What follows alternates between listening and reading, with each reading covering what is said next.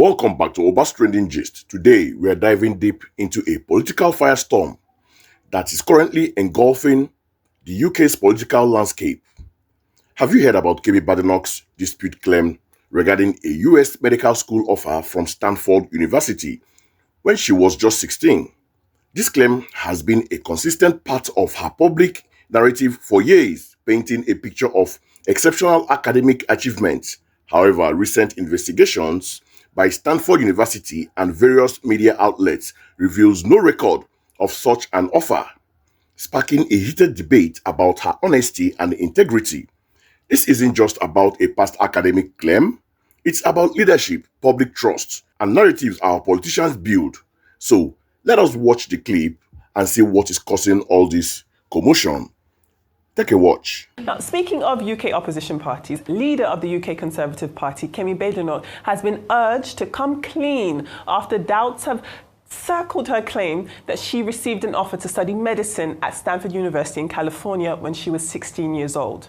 Now, Badenoch has defended her claim to have received an offer as a teenager in Nigeria from the elite university to study medicine, sometimes described by her as pre-med, even though the university does not actually offer that course for undergraduates. Now, John Ryder, who was the admissions officer during that period that Badenoch would have applied, told the press that he had been responsible for international admissions and scholarships and had not offered one to Badenoch, and that no offers were made based on O-levels alone, which is what she would have sat at that time. Now, in response, Badenoch insists that she did receive offers based on her exam results, saying that this was over 30 years ago and that newspapers should be focused on what the government is doing and not on reporting hearsay. For the record, Kemi Badenoch did go to school. She does hold an LLB, a Bachelor's of Law from Birkbeck University of London, as well as a master's degree in engineering from the University of Sussex. So she does have an undergraduate, a postgraduate, but it is not a degree in medicine or pre-med from Stanford. Though she never said that she went, in fairness, she said that she received an offer based on her school results when she was 16 years old. See, Tell the truth is what Rufai said. That's what I'm saying. See, the truth has to be said. Kemi Badenoch must bring that offer letter that she received. If she doesn't bring it out, I think the Conservative Party, if they are smart enough, should remove her. Because it's been 30 years. Can she find it? It's been 30 years. Femi, your documents. This is before the internet. Your documents, you can't find it. No, it's not. Why? You don't try it's to. It's been 30 years. See. Don't try to support some people that we can't fit their certificates in today. Don't even go there. Perhaps she's a bit more Nigerian than people want to give her credit for. Your documents, you have to keep them. Most of my documents from that many years ago, my father, God bless engineer, said, if you put it in my clear file. A Nigerian parent knows how to look after a document. So if you got such a document, Kemi, to be able to disperse this, to be able to, dispel the rumors, should be able to bring the document out. Ayo, you still have your first school leaving certificate, don't you? I saw my primary school results. Yeah. Okay. Your birth certificate, you still have it. So, what is longer than Kemi should bring out the documents? If it's not by denying it, and we should look at it. Maybe she knows how to abuse Nigeria. She too should bring out the documents. If we will call her names. Okay, Kemi Badenoch seems to be, unfortunately, acquiring a reputation as a habitual liar. However, the issue is that you cannot accuse her of perjury because these lies, serial lies, one after the other, are not on oath. Otherwise, it will have been a very serious matter. She has consistently lied against Nigeria, describing her own home country as a country of violence, as a country where nothing works. She even rejected Nigerian citizenship. And we have had a heartache on this table, having to call upon her family to remind her how such children who have Nigerian heritage had described. Children who point to their father's house with a left hand. Now, what we have seen is that, look, this is a habit. Now, it's just been revealed that she even lied about, admission to Stanford University, one of the major universities. John Reader, who is still alive, admissions officer, under 3 deans, has just debunked all the lies. That one, they don't admit on the basis of O-levels. They don't admit on the basis of standardized test scores. They don't admit people who are 16-year-old. They don't offer half scholarship. Claims that, Kemi Badenoch has been making since 2017 in Huffington Post. That same lie has been repeated in the Spectator, it's been repeated in the Daily Mail, it's been repeated on media platforms across the UK. The Conservatives are defending her, saying that, well, this is not an issue, people should not deal with military. No, it's an issue.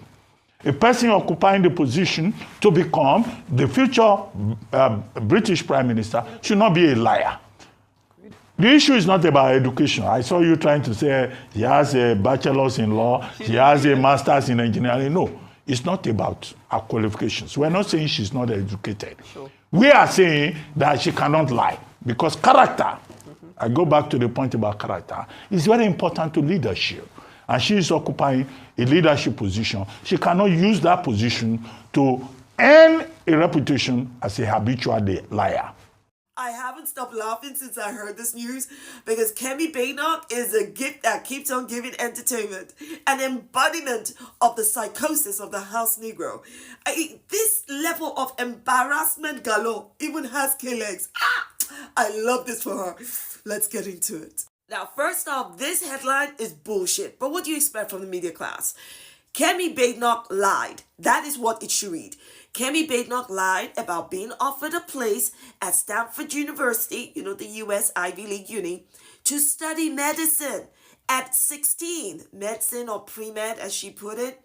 She's been saying this for years. It's been part of her political CV. It turns out to be a freaking lie. And that is what the headline should read. The embarrassment is hot. Stanford is basically saying we have no record of Kemi Badenoch, period. No record of her application, no record of offering her a scholarship, no record of offering her a place to study medicine at 16 when medicine is a graduate degree.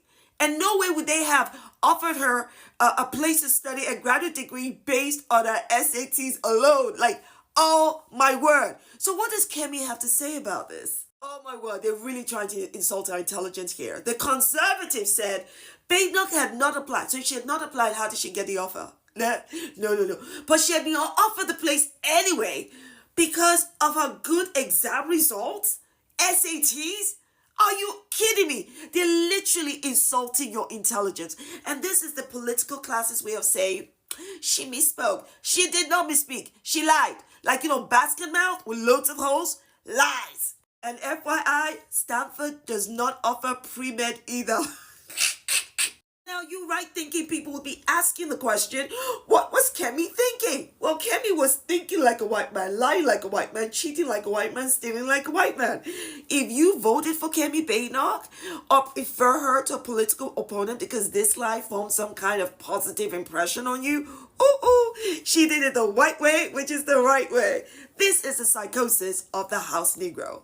Kemi Badenoch is so white she thinks she's Boris Johnson in black skin. Kemi Badenoch is so white she thinks she can lie her way to a political career with no consequence because I know Nigerian, I British. When black people call racial gatekeepers like Kemi Badenoch a coconut, blackface, white mask, anti-Thomasina, they're absolutely spot on because this is what they're talking about, the psychosis of the house Negro. Kemi Badenoch has no story to tell, so she fabricates, obfuscates, lies, and lies some more. Kemi Badenoch's motto is the white way is the right way. I'm so glad Kemi no longer identifies as Nigerian. She just needs to change her first name from Kemi to Cocoon with a K. Do you see what I did there? Ooh, I'm just naturally creative. Wow, that's quite the story unfolding. And it's certainly generating a lot of hits. Now, let us break down what we've just seen. The core of this controversy revolves around Kemi Badenoch's assertion that she received an offer, including a partial scholarship to study medicine at Stanford University at the tender age of 16. This has been a significant part of her political CV, presented as evidence of her early brilliance and potential. However, The Guardian, as cited by the first speaker, and Arise News have reported that Stanford University itself has no record to support this claim. Furthermore, the admissions officer responsible for international admissions and scholarship during that period, John Rader, explicitly stated that he did not offer one to Badenoch, and that offer were not made based solely on O-level, which she would have taken at that age. It is also crucial to understand the context of medical education in the US. Medicine is typically a graduate level degree, requiring a prior bachelor's degree, pre-med program which prepares the student for medical school, and not generally standalone undergraduate courses, and certainly not something offered to a 16-year-old. Stanford, as confirmed in the report, does not offer a pre-med undergraduate course. Badenoch has defended her claim by stating these offers were based on her exam results from over 30 years ago, and that the media should focus on the government's current work rather than hearsay. The news anchor did clarify that while she may not have studied medicine at Stanford, Kemi Badenoch does hold a Bachelor of Law from Birkbeck University of London and a master's degree in engineering from the University of Sussex, which are legitimate and impressive academic qualifications. Now, for my critical take on all these issues, the central point of contention, as highlighted by the Arise News panelists, particularly Rufai Oseni and Dr. Ruben Abati, is not Kemi Badenoch's intelligence or her actual educational qualifications. It's about her character and integrity as a public figure. When a politician aspiring to the highest office, potentially even prime minister, is found to have made a significant and now apparently false claim about her past, it raises profound questions about her trustworthiness. Dr. Abati's description of her acquiring a reputation as an habitual liar underscores the gravity of such repeated untruth. These aren't minor slips of tongue, they are calculated statements that have been part of her public persona. The first speaker in the clip, Dr. Sholamos Shobabemu, used very strong and controversial language, accusing Badenoch of thinking like a white man and having the psychosis of the house Negro, also linking her to Boris Johnson. While her language is certainly inflammatory, and I do not endorse the racial epithets, her underlying point, shared by Dr. Abati, is that Badenoch has allegedly shown a pattern of misrepresenting facts, particularly concerning her Nigerian heritage and the country itself, describing its negativity. Dr. Abati's comment about her having the heartache of having her family remind her of her heritage of a cutting indictment, suggesting her perceived denial of her route for political gain, further complicated by these questionable academic claims. Rufai Oseni's challenge for Badenoch to produce the offer letter, even from 30 years ago, highlights a fundamental expectation for public figure to substantiate their claims with evidence. While it's true that records from decades past might be harder to retrieve, the very existence of such a unique and impressive offer would likely have been carefully preserved, especially by Nigerian parents who, as Oseni humorously but pointedly noted, typically safeguard such documents. The ongoing defense by the conservatives that this is not an issue only serves to amplify public skepticism for a leader, especially one in a democracy. Integrity is paramount, and a pattern of untruth, regardless of the subject matter, chips away at the foundational trust between the governed and the governing. This controversy is far from over, and it is a stark reminder that in the age of information, past claims, no matter how distant, can and will be scrutinized. What are your thoughts on Kemi Badenoch's claim and the backlash she is facing? Do you think this impacts her political future? Let me know in the comments below. Don't forget to like this video, subscribe to Obas Trending Gist for more in-depth analysis of current events, and hit that notification bell so you don't miss our next updates.